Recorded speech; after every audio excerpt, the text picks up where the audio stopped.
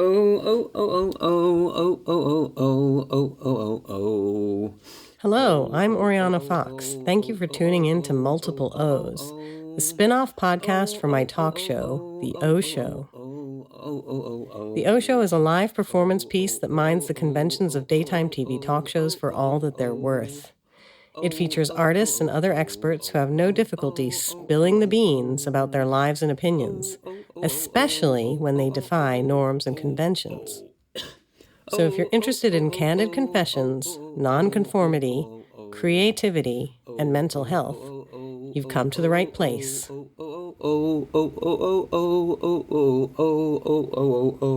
Hi there, it's Oriana. Just to let you know, this podcast episode contains adult themes, and my guest does bring up sexual assault, although very briefly. So listener discretion is advised. I'm here with the artist Indrani Ashe, whose interdisciplinary practice includes painting, sculpture, video, and looking for love. I'm referencing, of course, her project 50 Dates of Grey, which entailed documenting her search for a man to spend her life with, to marry, in fact, via the online dating platforms Tinder and Loveflutter. Unbeknownst to the men she was seeing, she kept a blog under the pseudonym Unconventional Woman, where she critiqued and vented about her experience from an outspoken feminist and anti-capitalist perspective. I'm catching up with Indrani today 6 years after the failed experiment has run its course. I shouldn't say failed, because in some ways the project was a success. Specifically, it garnered mainstream media attention from the likes of Grazia, the Daily Mail, and The Mirror, bringing the blog 26,000 views. Those are the kind of numbers you really want for your Arts Council application, isn't it? If only I was eligible. If only you were eligible. If only she was eligible. The piece is a very candid account of her real-life experiences that exposes the neoliberal misogynist principles that are embedded in dating culture. So I can't wait to hear more about it. Thank you so much for being here, Indrani. Thank you for the wonderful introduction. So my first question is, are you still single? I'm not single. You're not single? Oh, that's good. I thought that could be. I've been in a relationship for almost 4 years. Oh, wow. Okay. Isn't that wild? So after you stopped making it, like 2 years after it stopped being a project? Actually, it was directly after the exhibition, because there was a lot of, I didn't want to just have a blog. I wanted to have an exhibition. I wanted to be recognized as an art project, not just as a dating blog. So there was a lot of anxiety built up to then. And after the exhibition, like a month after the exhibition, I met someone just like in person. Like I just picked up someone, and then it happened to be the thing that worked. Isn't that? It makes you suspicious. Stop making it art and it works. No, I mean, stop making the project of finding someone artwork helped you to find someone. No, I don't know. I don't know what it is. It does seem like related, but the reason I made the project when I started, it was because I was having a hard time before. Do you know what I mean? It's not like I started the project to look for love. It's like I was looking for love, and I'm like, why isn't this working? Why am I so angry?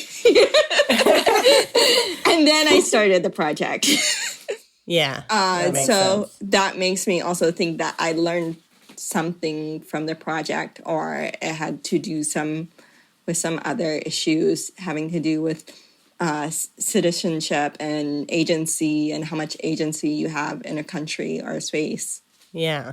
I was thinking that as I was reading the blog, I thought, she's doing this at a time that's so precarious and uncertain in your life. Like, you were just finishing your master's degree. You didn't have, a visa that was going to last very long. And yeah, it just seemed like there was so much uncertainty that it just seemed like this is what the advice columns would say. Maybe it's not the best time to be looking for love. Maybe it's not the best time. Yeah, it was about how like certain people don't actually have the right to fall in love. Like you actually kind of have to have this like economic citizenship, these privileges lined up, or no one is going to allow themselves to pick you. I mean, you're not there's not very many Cinderellas. You know, it's not just like Right. Cinderella story, you know. Although I feel like men have that kind of gripe, or maybe more so. I don't know if it's more so with heterosexual men, but just that kind of sense, or there's a lot of angst from men, like that desire is unevenly distributed, and that it's so much easier for women to find someone, or just even just sex, but or relationships. Like it's so much easier for women, and men have these. They have to be, I don't know, have a career or whatever. Like the pressure on men is The pressure on bigger men is somehow. I think women have to be financially credible or have some integrity around that area too.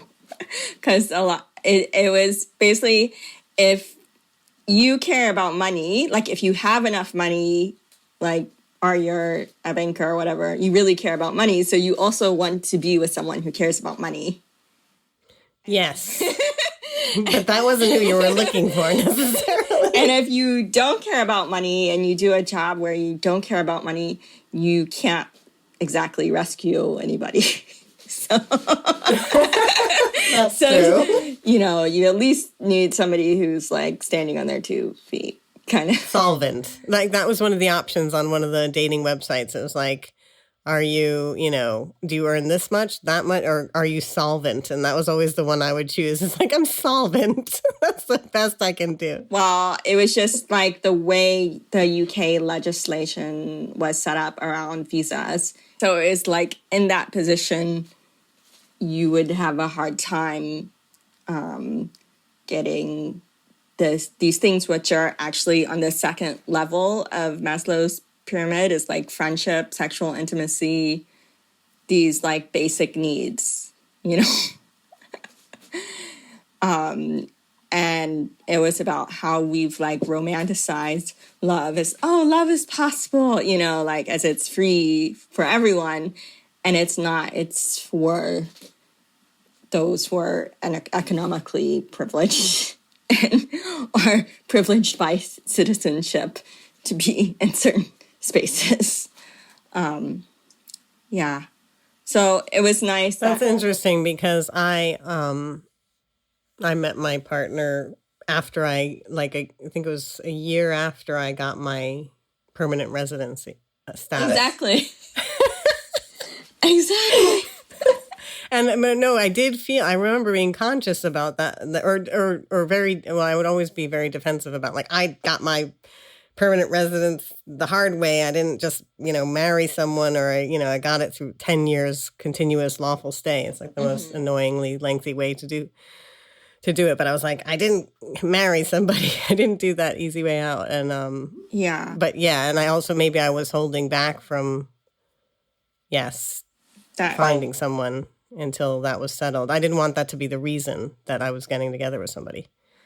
But it did work for some people in my group. But I think also through this project, I really learned to identify like these toxic male patterns. Like it's like a playbook, It's like a playbook, and older people know it, and sometimes younger people just fall for it, Right. Well, so I was thinking about it because this was 2014-15, and I just felt like I was trying to marry it with my experience of online dating, which was earlier than that because I'm older than you by a few years. So, like for me, like it was kind of novel for me to meet my partner on Guardian Soulmates. Right. Whereas I feel like for your generation and younger, obviously, it's completely the norm to meet someone. I don't know. It wasn't the norm. My first one was OkCupid. Yes, I was going to ask you whether you were on OkCupid. It definitely it wasn't the norm for me to be in a big city. My story is I went to Asia for a long time. I went to Indonesia, and I was like kind of sussing out like what is village life like, what is that kind of intimacy like, when you can just go to your neighbor and have tea with them and talk a lot, you know. And then I was in New Jersey, and I lived with my mom in an attic, so that wasn't that wasn't like a hotbed of sexual activity. So London was the first time I was like alone, and there was a lot of like different types of people, some with like a similar educational background, and I wasn't the wild foreign girl, the way I would be exoticized as a foreign woman in Indonesia. And then I dated someone, but he had like really hang-ups because of Islam. He had hang-ups about sex. Okay. So that was like a very different kind of cultural landscape. And so it was really my first time like where I could just like date anybody I wanted.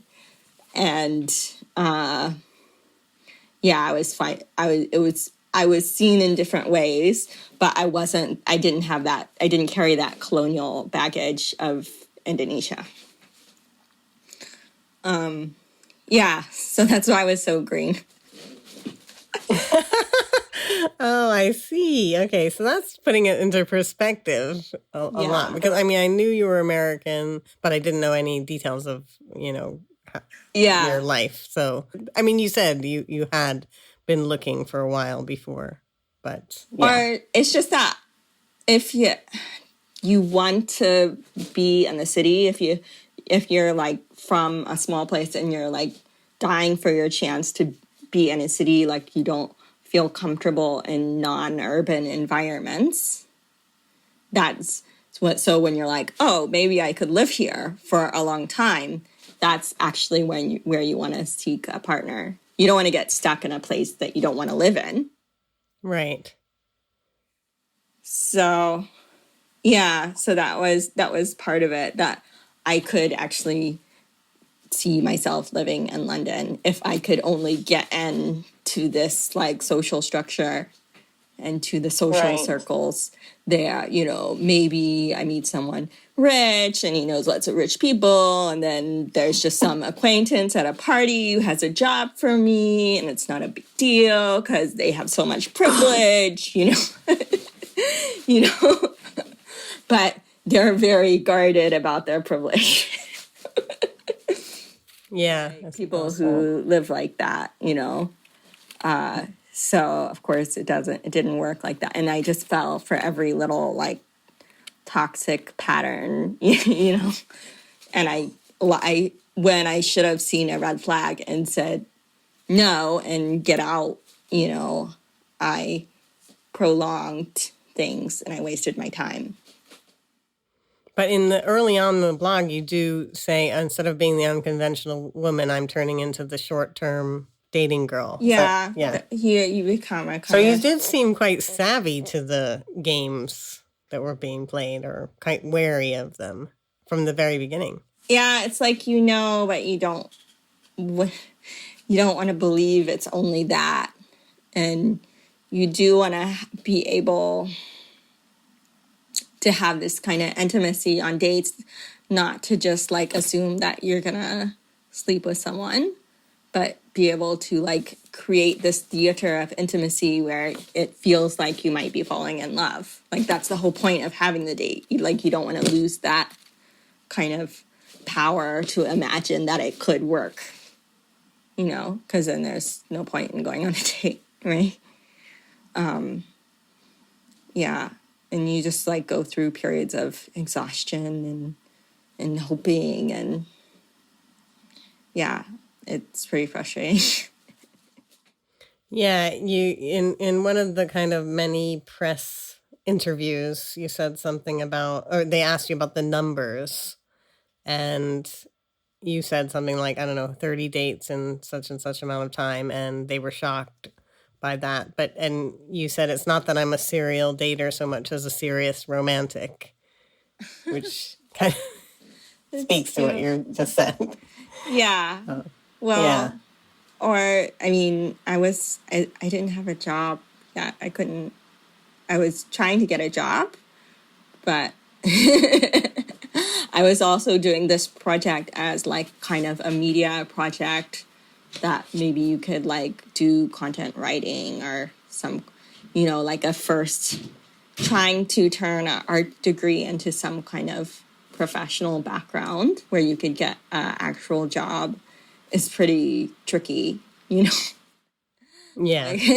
Like I didn't study graphic design. I knew I could write. And like manipulate media a little bit. So it was like, I'm doing all this work, like emotional work to find someone.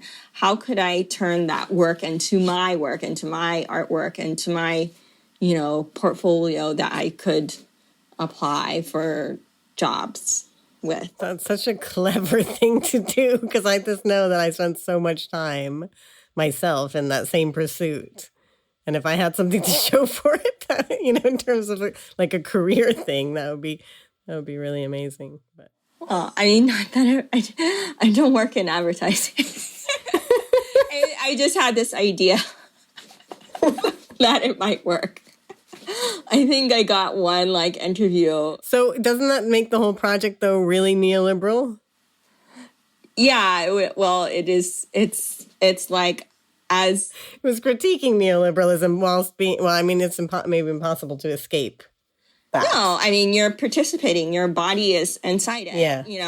You're seeking some kind of emotional intimacy, and you have to market yourself and commodify yourself and brand yourself as a dateable object, or you have to think about what guys' fantasies are, if you can mold yourself around a fantasy so that they will click on you, without, they're not gonna think about you in a deep way,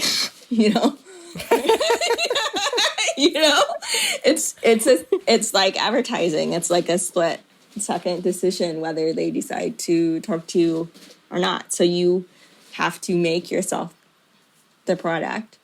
And then if you have very little resources, you have to figure out, how to be more than one, how to make your resources go in more than one direction, Yeah. It's very savvy. I mean, it's a trap. The book I read about it, as one of the books I read about it is Cruel Optimism by Lauren Berlant. Oh, I was going to bring up Lauren Berlant. Yeah. I wasn't thinking Cruel Optimism, bringing that one up. I was thinking of the other one. Oh, I can't even remember the name of it. The one about, what the hell's it called? I should have written that. I was going to bring it up. I should have looked up the name of the book. The one where she talks about longing to be conventional in the vicinity of a love plot. It was like, so that you fit in to the plot, like trying to be the yeah, so that you fit into the plot. I'm not explaining it well, but so the Lauren Berlant book that I'm talking about here is The Female Complaint, and in it, Berlant describes the central fantasy of U.S. mainstream women's culture as, quote, the constantly imploded desire of a complex person to rework the details of her history to become a vague or simpler version of herself, usually in the vicinity of a love plot, unquote. Yeah. But anyway, yeah, it reminded me of that. Yeah, I mean... Oh, right, yes, because you call yourself the Unconventional Woman, but you want to get married and you're looking for love, and those things seem very conventional. Yeah, I think I didn't really want to get married to be married. I think I just wanted to stay in the country. And that's... Oh, so that's why you kept saying you wanted to be married. Yeah, no, I think that's the way the media kind of framed it, because they wanted something that made sense. No, I thought there was one blog post which you have a discussion about marriage with one of the... Yeah, I think I was just dreaming about a long-term relationship. And if somebody said married, I would be like, sure, and I'm staying Right, in this it's like a country. fantasy of that. Like when you haven't had like a long-term relationship before. But yeah, also like staying in the country, and that being married gives you more rights. And that's what I wanted, rights and privileges.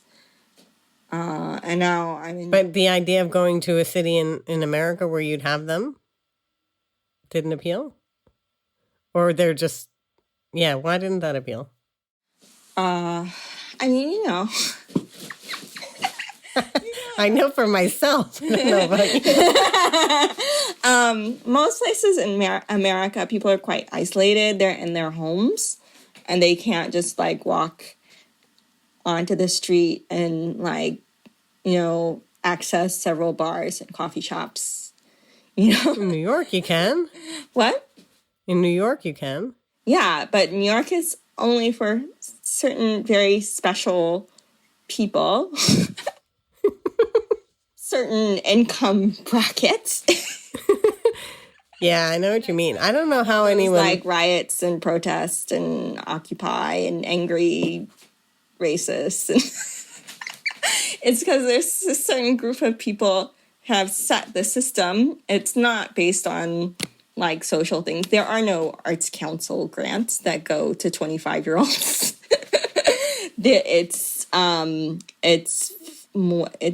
All the money is going up, and then like to be somebody like an artist or, a journalist or some kind of like job like that where you could express yourself and care about values, and you have to go to specific schools, and those schools really cost a lot more money. Yes, yeah. Americans went to Goldsmiths because the tuition was slightly lower than what they would... I'm one of those Americans. Right. So they have it... But no, that's good to, like, FYI, in case you're not one of us. They have it really set up so only certain people have access to that city. So, I mean, I was in New Jersey for a year, and I could only get unpaid work. And I had one horrible part-time job where I was like really abused. And I was like, I'm never coming here again. Goodbye. What part of New Jersey was that? I lived in Westfield, and my commute was like 2 hours to my job. So you are separated. If you are poor, you are separated by physical distance, by the train schedules, by, the trains that don't run at night. It's like living in Essex. You are really separated from anything good or cultural. But I mean, there are poor people in New York. They're not all.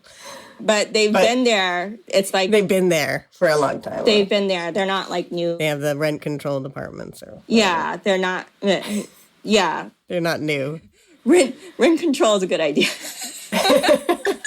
They're not new people, and they're slowly like being pushed out, sadly, or like poor people live and like really, really far out in the boroughs, which is like living in New Jersey, basically, because you're so far away from things. So I was just like, oh, well. And thankfully, like, Berlin is not like that, because, I live like a 15-minute walk from the Reichstag, and I'm a lowly, like, kindergarten teacher, like... Is that what your day job is? Yeah, like, I'm low income. I'm like people write about my job and they're like, you must be miserable and underpaid, Like, that's how people talk about kindergarten teacher. It's care work. So, of course, it's, like, pathetic. Yes. But the thing is, I can afford to live here, Right. I can afford to live on a street with coffee and a bar and, like, travel 30 minutes to a gallery, you know, and I got the impression that you don't want children, or you didn't want children. I don't know. Children never, like the desire for children never came up or I didn't hear it. I mean, if somebody threw a bunch of like financial support at me and said, have my kids, I would be like, yeah, you know, like be one of those like artists who are also moms, you know. I feel like you just described me. I'm like, oh shit. Oh shit.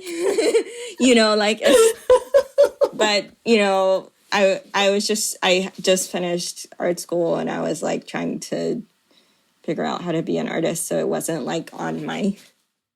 Yeah, you were only 30. You were only 30 too, 30 at the time. So yeah, I had some time. So you had some time. But what my family expected is they expected me to go like live in a small town and teach art at a community college, and then maybe get married and have babies.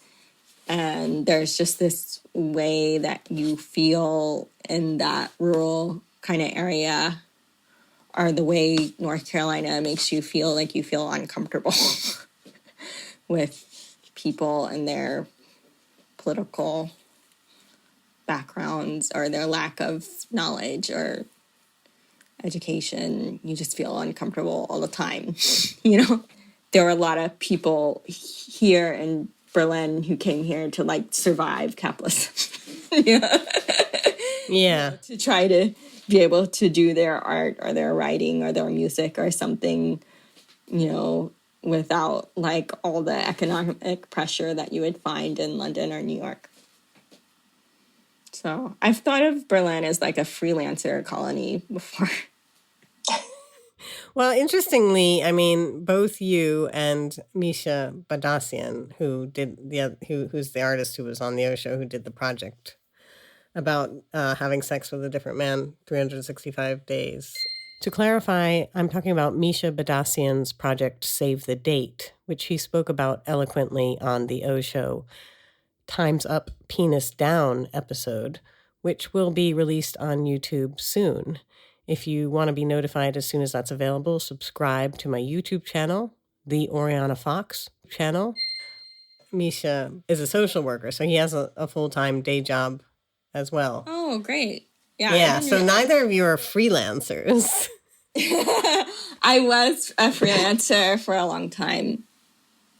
The immigration office here said that I had to make more money or they wouldn't let me stay. So my goal is to get permanent residency this year, like through my own means.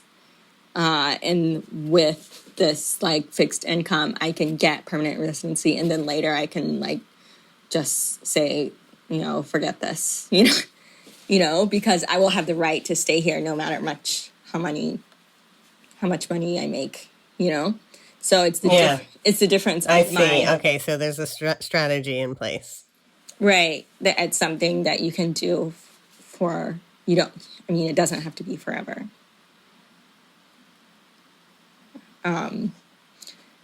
So that's why. So I tried to be freelance for a while. I applied to all those kind of jobs, and I used this project as a kind of portfolio.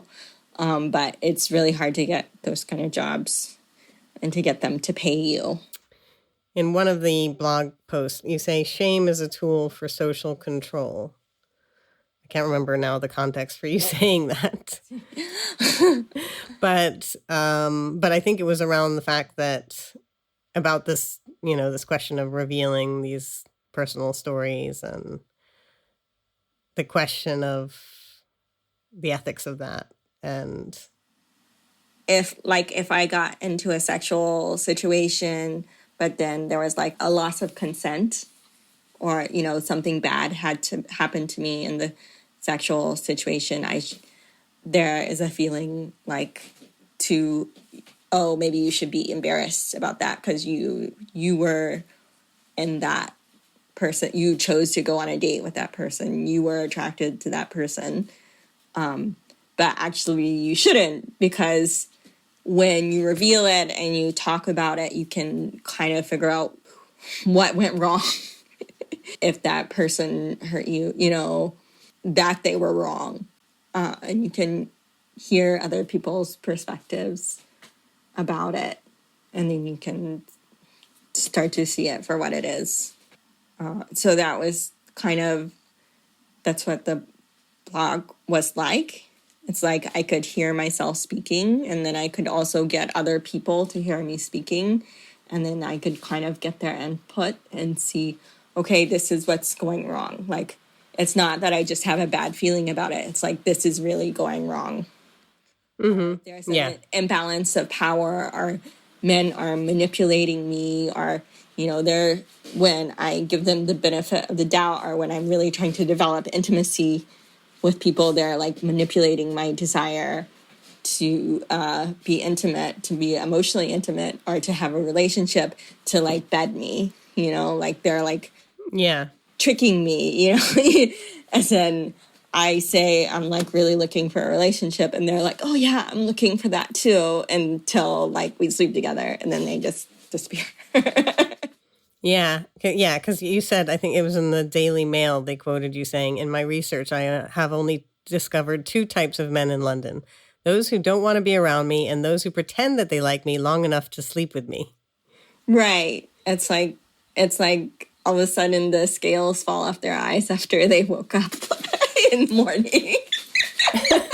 Like, oh yeah, you're really annoying, aren't you? Like, why are you so sweet the night before? Like, what is wrong with these people? It really does paint a really negative picture of the men. Yeah, I don't know. They suck. Well, it's similar. Like, it has a similar effect of Sex and the City. Like, Sex and the City is about a bunch of urban women, dating and whatever, trying to find love or trying to find sex, but it becomes this kind of catalog of these different male types, or these urban male types, like and that's what it felt like a little bit. Oh, like for example, there was I made the mistake of flirting with a French guy incident, which, I mean, cultural stereotypes are obviously not great, I guess it was a cultural stereotype. It was, but it rang true to me, because that's been my experience of French men as well, similar. So I'm sure there are French guys not like that. I know there are, but it just yeah. And I think I was more just trying to describe London as a space where you meet people from different countries. And that is this kind of hope for you, that it's like international, that you are an international person and you're meeting international people, and maybe you feel included and accepted in that kind of cosmopolitan environment, which you wouldn't in your small town that you're from. Yeah. Whereas I wouldn't feel that way in North Carolina. I would feel like guarded, like I can't really reveal who I am or my experience, because that person might like judge me. Yeah, I was going to ask whether, well, you say society has rules about my identity that make it hard for me to get into a relationship. And I was wondering, I mean, I assume those rules are to do with you being a woman, but I was wondering about the other aspects of your identity. I mean, obviously, the being from America and the visa status, but like, were there other aspects of your identity that kind of rules about how you were perceived, or I don't know? I think it's because I'm Asian, and like my mom is Asian, my dad is not. So I'm from more than one culture. So I just had that like vibe, like to veer towards inclusivity and like to have lots of people of different identities around me and to be accepting of them. And that is not like a natural course, especially not for British people, because they're so like class oriented, and they're people like there, and their family's been there for like hundreds of years, you know, as in it was the same family. It was the same circle of people. It was the same, you know, we all went to Eton, you know. But there's loads of mixed race people in London. Yeah. I guess I dated some. Maybe you weren't meeting them for some reason. I think I did date some guys of color, but it was never like a thing where they like built intimacy based on that. Right. So I think I tried it, and I did like jump up and down like anybody who is like of color, or if somebody who is like from more than one cultural identity. Maybe it affects women in a different way than it affects men, or it was just that I'm from the smaller town and I wasn't really rooted in London in a way that like kept me safe and made me belong. Like I was asking to belong, and I had to have someone help me, you know? And it was not that easy to meet multicultural kind of people. Not even at Goldsmiths. Yeah, that's so weird. Strange. I mean, it's so strange. But the background to this like Tinder project was that I was at Goldsmiths, and most of my course was women. Yes. I know that saga. 'Cause I remember thinking of course I have to meet someone online, because my entire social circle, every event that I might go to will be dominated by women, like just a picnic with friends or, you know, or whatever, a party. Yeah. It's always going to be way more women. I was never going to meet anybody that way. Exactly. And so slim. Like, I love women, but it was also like, we were on our masters. And so, of course, everybody had their like boyfriends and relationships. And London is such a big place where it really encourages you to kind of like be more efficient and stick with your partner, because you don't really have time to travel across town. Oh, right. Yeah, that's true. It's about the size of the city. Like Manhattan is a nice size. Yeah, it is. London is like, okay, well, I just want to hang out with my partner because I can't go across town every day to meet some girlfriend. And I think that was part of the cool vibe that I was getting. It was just about time and how much time you have, and that you have to economize somehow. So just being with your partner instead of networking with everybody is how people economize, you know? And the less privilege you have, the more jobs you have, the more like economic pressure you have, the less time you have to, you know, invest in people. There was a really sad anecdote in the blog about you planning a picnic and nobody came.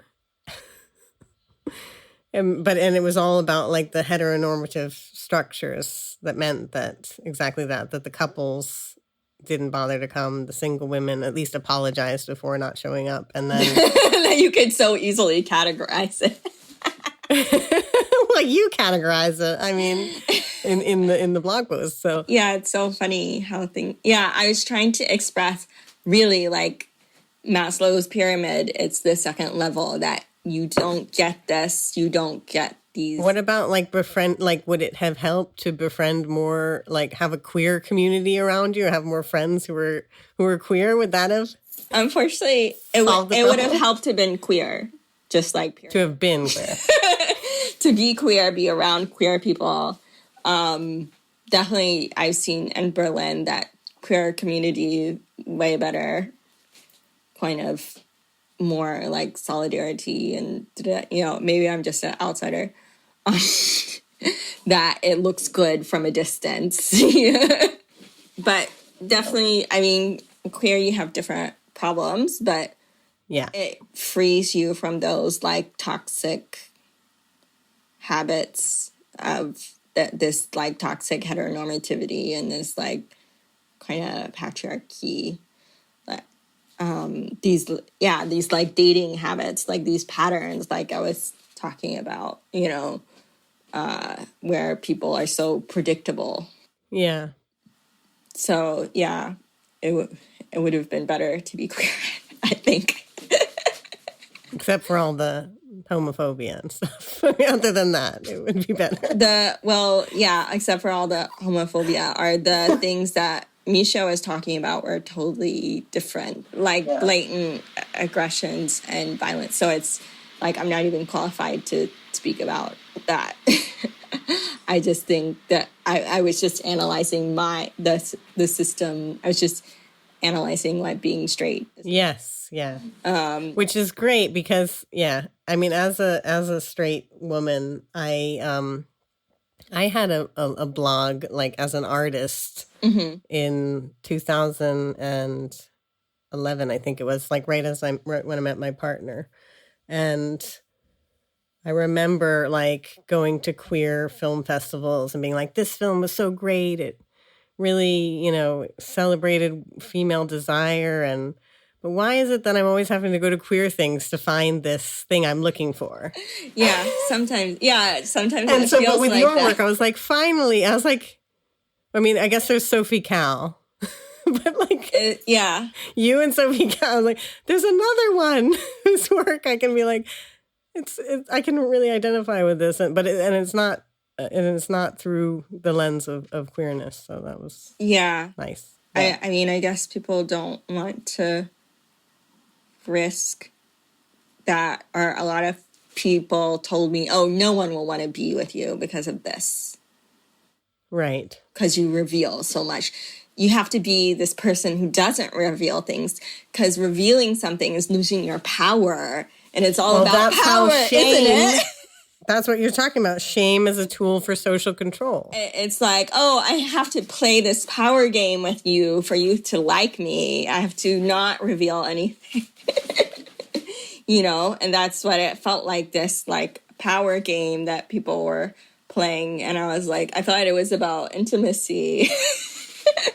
I thought it was about the opposite of power. Like, I reveal something and it makes you able to reveal something. And this is how we decide whether we can really connect with each other, But a lot of it felt like people holding back and being unable to reveal something. Like, I was like really open and revealing myself like emotionally, and people were unable, like culturally, or in their mind, they thought of it as they thought it was a power game, that dating is like a power game, that they couldn't open up, really. They were always holding back.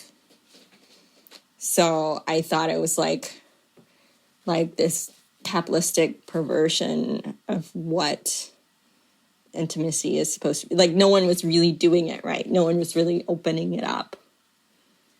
And so it was like a dare. It was like trying to dare them to connect with me. Mm-hmm.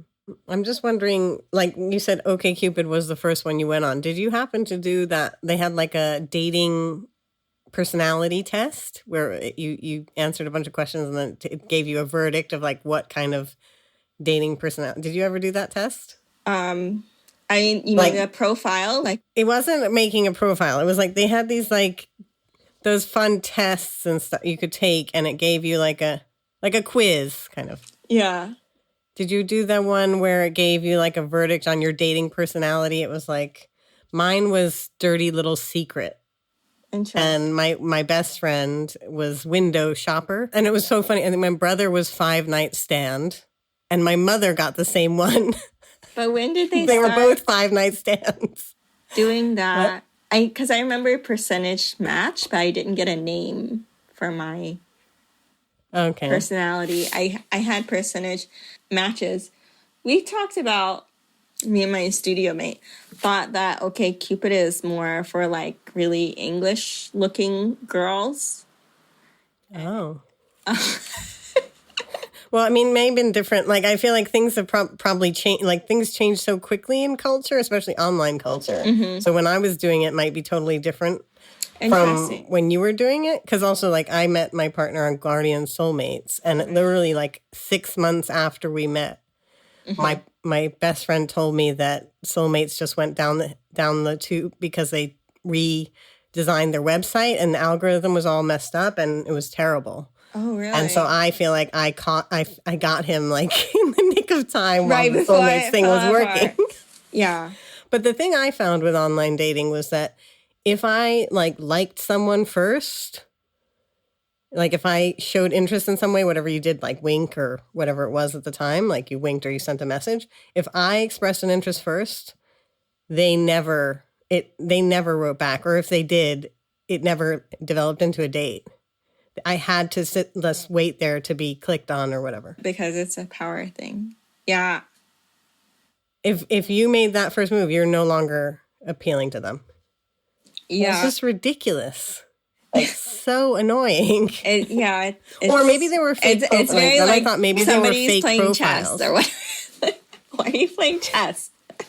No, because they do sometimes, like, keep old profiles up to, like, keep people interested in the site, or, like, they make fake profiles and to keep people interested. I just felt like it was Britain, and that it was kind of reserved, and people were kind of keeping their privilege and social circles closed, and they were not open to new people. And if you, like, tried to come on to somebody in a bar, they would kind of, like, sneer at you, you know, like it wasn't like New York, as in New York, you could just start chatting to a guy at a bar, you know? Yeah, I know what you mean. Yeah. You know, so I felt, I mean, it's a bit, I mean, I read, like, 19th century novels, you know, about where it talks about it, basically sex and class and money are, like, all, like,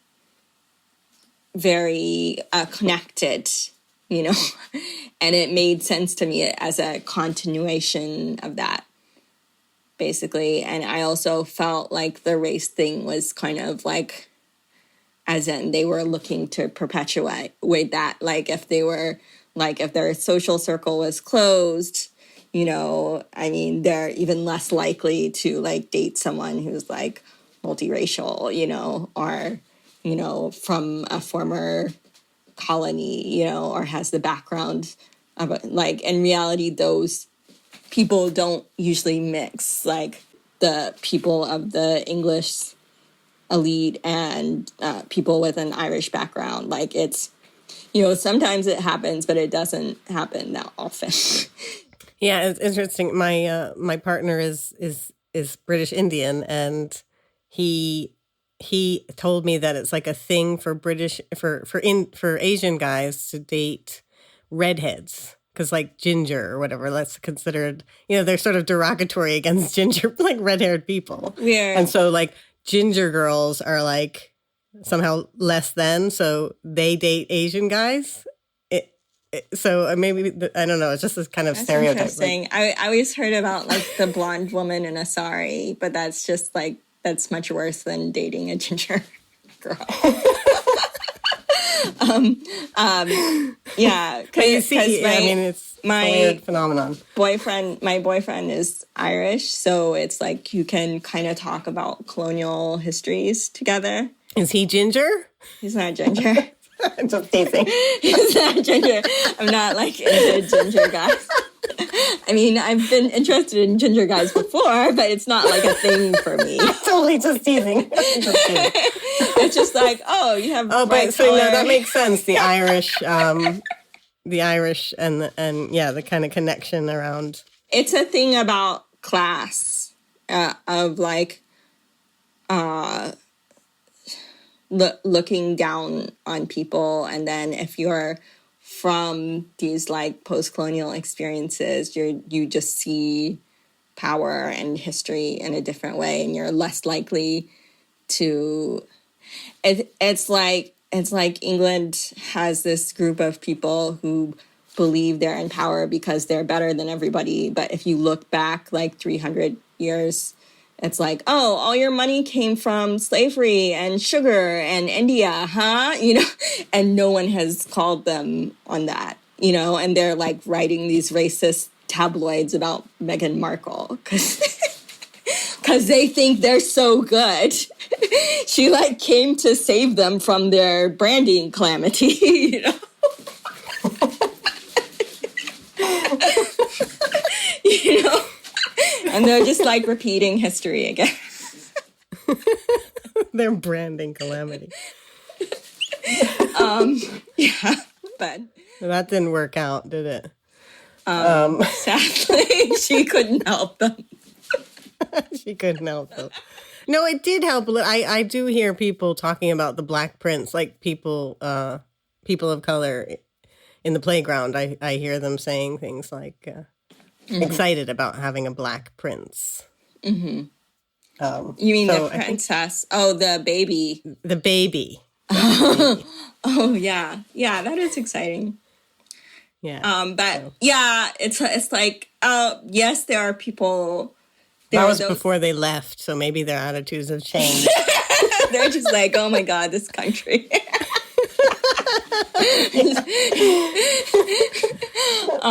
Yeah, but we're all in the shit now. I'm just like hiding in Germany.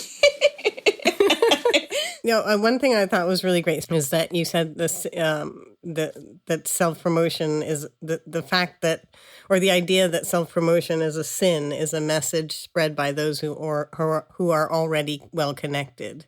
Exactly. And that just like hit me so hard because I've been reading this book about imposter syndrome, and in this like sort of weird denial about, I don't think I have this, or if I do, I'm an imposter at it or something. I don't know. But you're an imposter at imposter syndrome? Yeah, it's like, well, because the book is called The Secret Thoughts of Successful Women.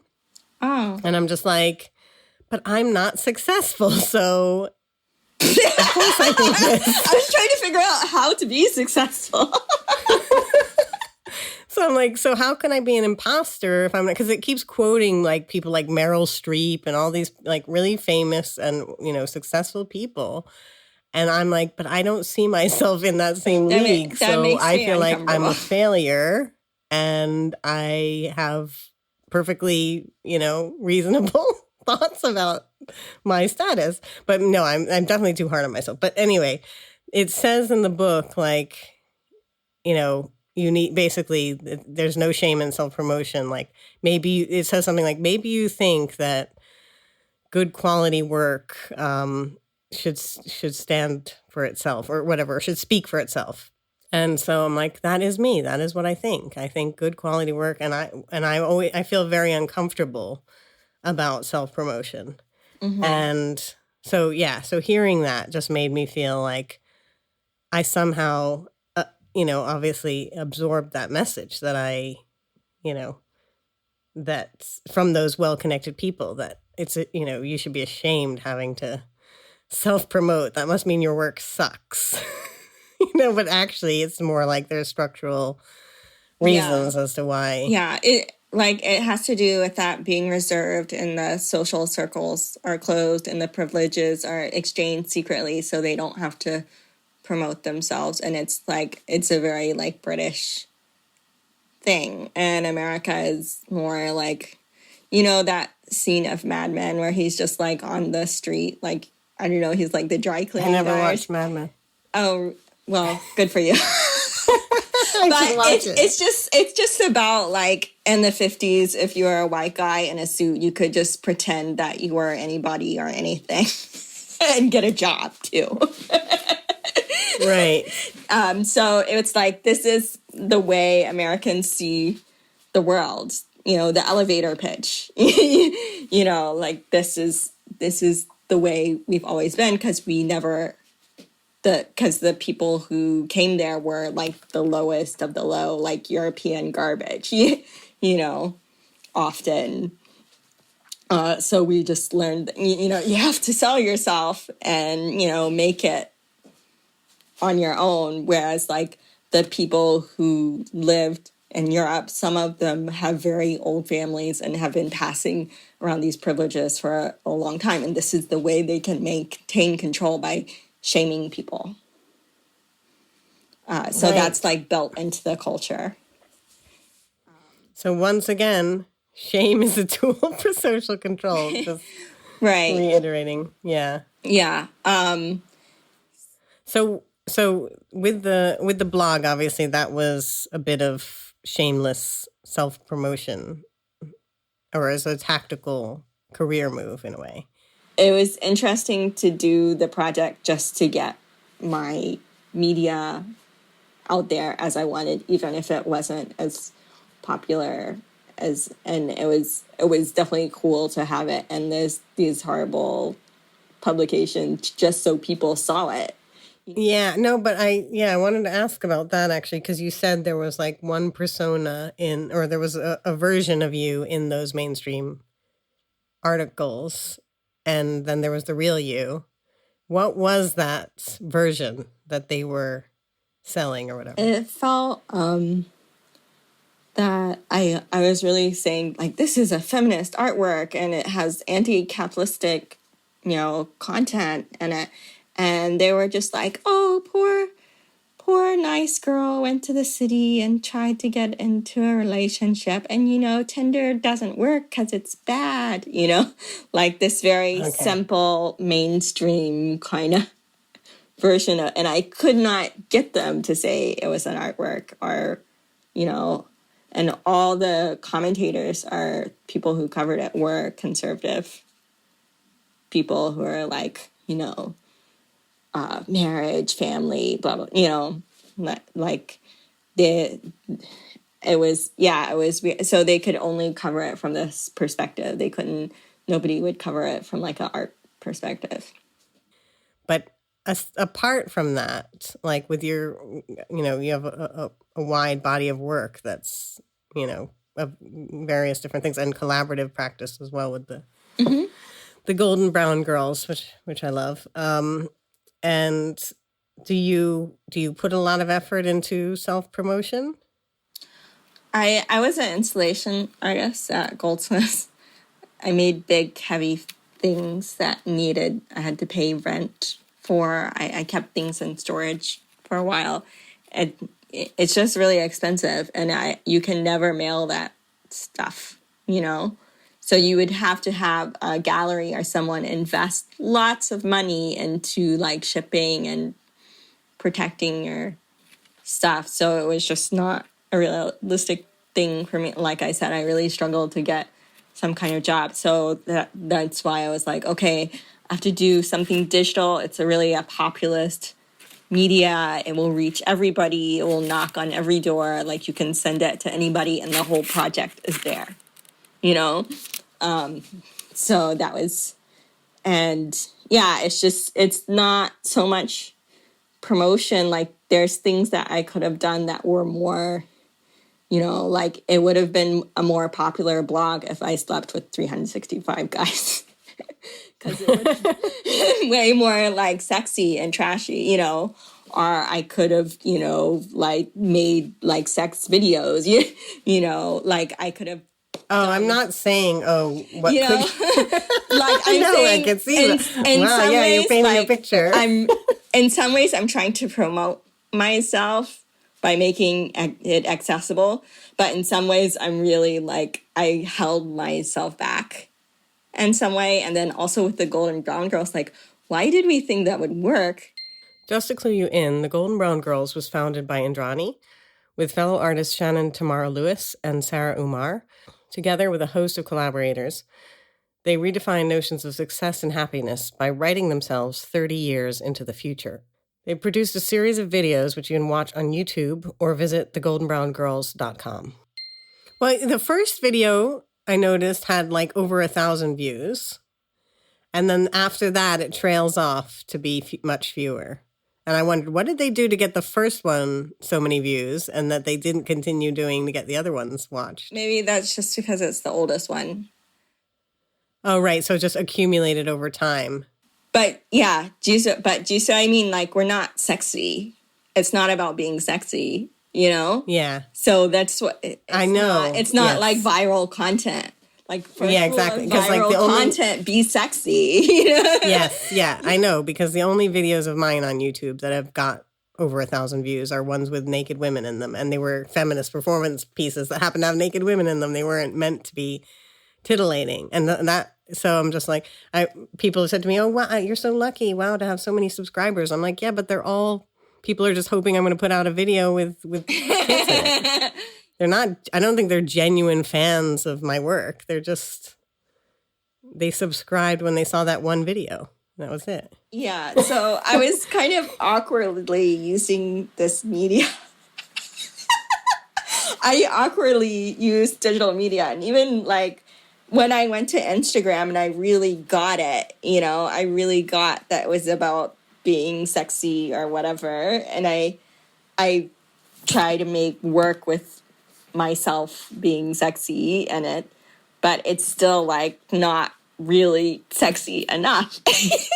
Right. I'm just starting to feel like I'm not sexy. Or, not sexy for average people. Only for very specific people. So I'm just starting to accept that. It's okay.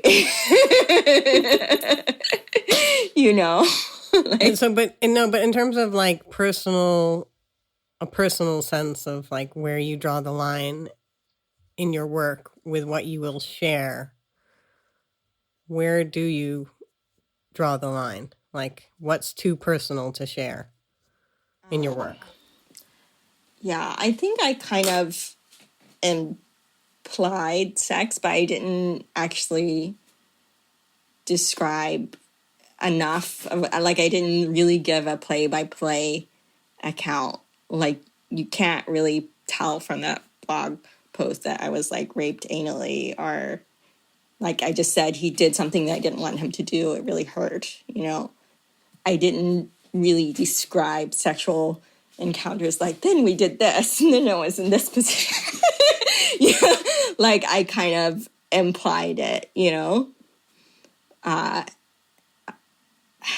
But you're here on this blog, you're here on the podcast saying that, so clearly it's not a line that you wouldn't cross to share. I'm not going to send it to my dad. Oh, right. Okay.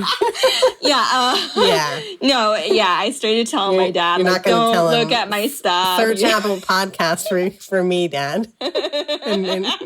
Yeah. I've been watching The Deuce, and it, like, I can't create content like that. I can't just be like, this is my secret life as a prostitute. Like. Yeah, I'm kind of a prude, or very. Yeah, quite vanilla myself, so I don't think it would make very interesting content. Yeah, exactly. It's like, and then the customer complained that I wasn't very good.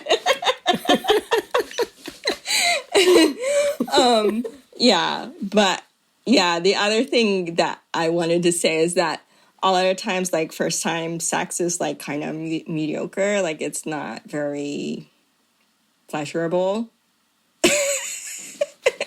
A lot of these guys think they're like hot shots or whatever, and you don't want to totally destroy their ego by telling them that they were bad in bed, but also the sexual part is just kind of awkward, sometimes not great.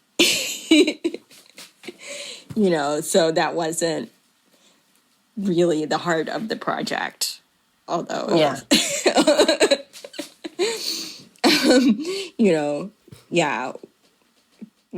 One, because the sex wasn't that exciting, and two, because it wasn't noteworthy, and I didn't want to write a horrible thing about how bad the sex was. That would really crush their egos, right?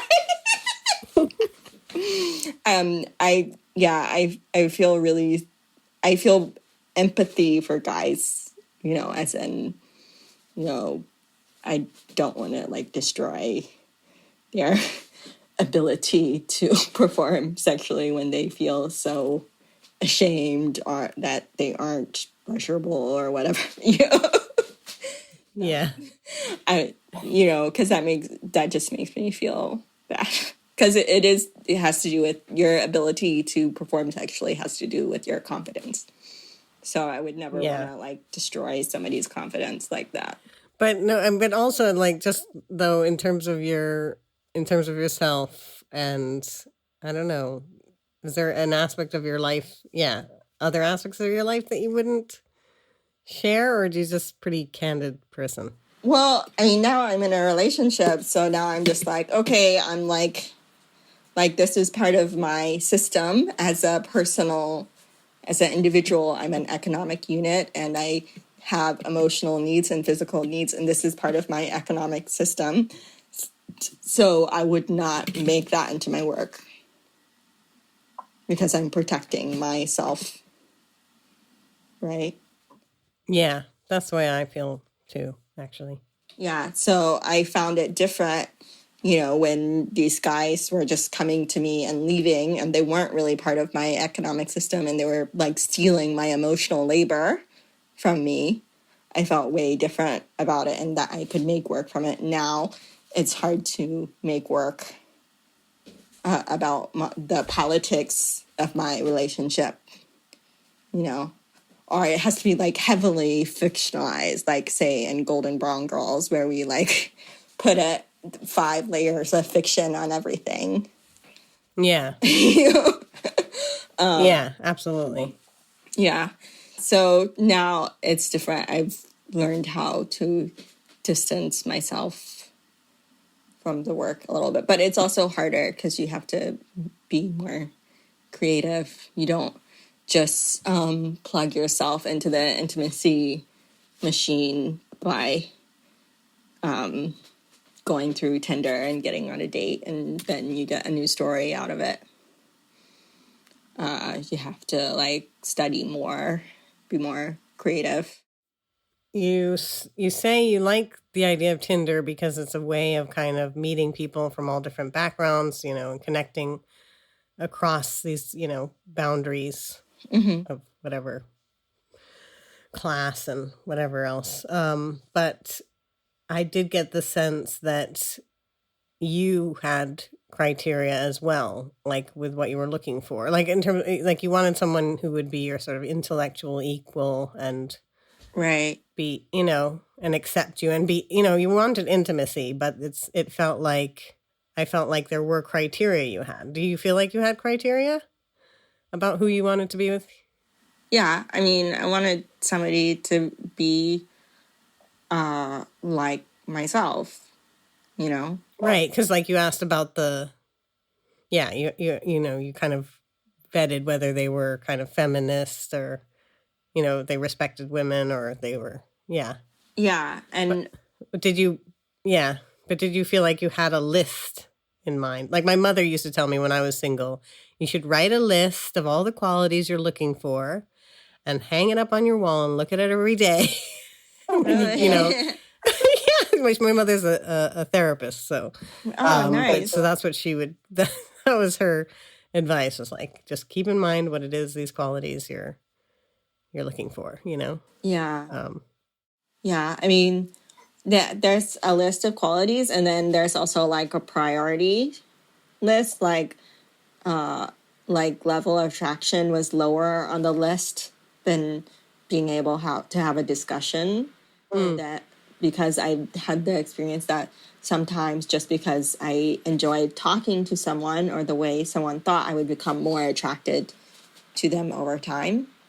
So I would look more at their profile and whether I had some kind of rapport with them, and then let the attractiveness grow, Yes, yeah, and if I was waiting a long time for the physical things and they just didn't work, like I would break up with someone. Like if there was just if it in the end like I couldn't get the chemistry or whatever to work, I would be like, well, like I really wanted it to work, but it's not. yeah. But no part of you was any part of you worried that you would find somebody and then the project would be over? Yeah, I was worried, but then I was excited Well, yeah, you were that probably would more solve excited all my then, right? problems, right? I was excited of that possibility that I could find the right person and it would solve all my problems. Like Cinderella. Yeah. That I could be Cinderella, And so does that mean, well, there is like a image on the thing of, if you're gonna pretend to want me for more than my body, is it okay if I play the gold digger or something like that? I don't, like with the pictures of, was it Madonna, Material Girl or whatever? Yeah, it's just like the standard is so low for the way men treat women, like why is there so much shame with, connected to like looking for financial security, you know? Like how can you shame someone for that? And at the same time, I'm sure guys looked at me and they're like, oh, well, you're not going to make money. You're just going to burn a hole in my pocket. Mm-hmm. Yeah. I think realistically, they were looking at me in the same way, you know? And Right. I never had the urge to find someone super rich, but I think London brings it out in you that it's just so expensive, and people talk about losing their homes or living somewhere for 10 years and then having to move to the edge of London. And they talk about it like in desperation, and you're just like, well, how are we going to survive? So you really have that feeling that you're not going to survive or be able to stay there unless you belong to this certain kind of economic set. I mean, that's also the way it is in New York. You just feel like you won't survive. And so you have to be realistic about who you date. Whereas Berlin is more like, like there's like social safety nets in place where you can survive. Our people have lived on the edge for a long time, Yeah. Yeah. Amen to the social safety net. Yeah. I mean, London's not the safe haven for artists that Berlin is, but I've definitely benefited enormously from maternity leave and the NHS. Yeah. Yes. Yeah. I felt very lucky compared to my, American friends. America. Yeah. I don't think I have any other questions. Okay. But thank you so much for taking the time to speak to me. You're welcome. It was a pleasure.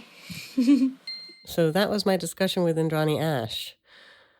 I don't know about you, but I could keep on talking to Indrani for a very, very long time. And if you feel the same way, do check out her website, check out indraniashe.com. Or if you want to see the project 50 Dates of Grey, it's all archived on the website 50datesofgrey.com. Next week on Multiple O's. Next time on Multiple O's, I'm interviewing the London-based artist Harold Offe, whose practice includes cabaret acts, public interventions, social practice, installation, and video art. Perhaps more importantly, much of his practice entails preempting his own typecasting by pointedly breathing life into various stereotypical roles. Thank you so much for listening, and if you've enjoyed the podcast, why not give it a 5-star rating? Apparently, that will help it to be discovered by new listeners. And even if it doesn't, rest assured, I'll go on unconditionally accepting myself and others. And you should too. We're all just fallible human beings.